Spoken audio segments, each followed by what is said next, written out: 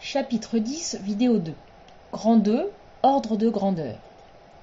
Pour trouver un ordre de grandeur d'une somme ou d'une différence, on remplace les termes de la somme par des nombres voisins et simples à additionner. Le calcul doit absolument se faire facilement de tête. Exemple, cherchons un ordre de grandeur par exemple de 546,36 plus 52. Le premier terme, 546,36, est proche de 550. Le deuxième terme, 52, est proche de 50. On a donc 546,36 plus 52 qui est proche de 550 plus 50, qui se fait de tête facilement, qui donne 600. Le calcul rapide de cet ordre de grandeur peut servir à deux choses. Premièrement, à prévoir un résultat comme ici, c'est-à-dire avoir une idée du résultat sans le calculer. Je n'ai pas calculé la vraie somme, mais je sais qu'elle est proche de 600.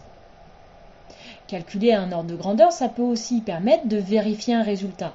Quand j'ai déjà posé l'opération, ça me permet de contrôler ce résultat que j'ai déjà calculé. Grand 3, priorité de calcul.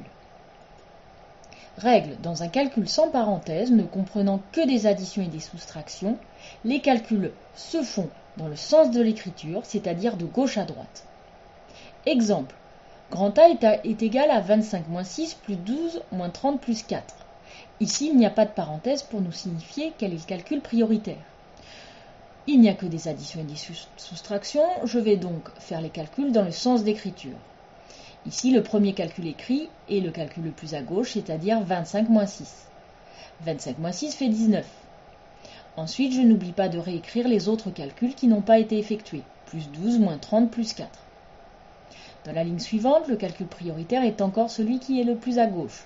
Ici, 19 plus 12. 19 plus 12 est égal à 31.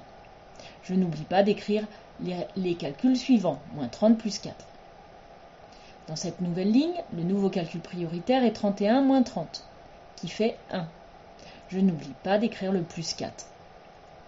Cela nous donne donc 1 plus 4, c'est-à-dire 5. Voilà, c'est terminé.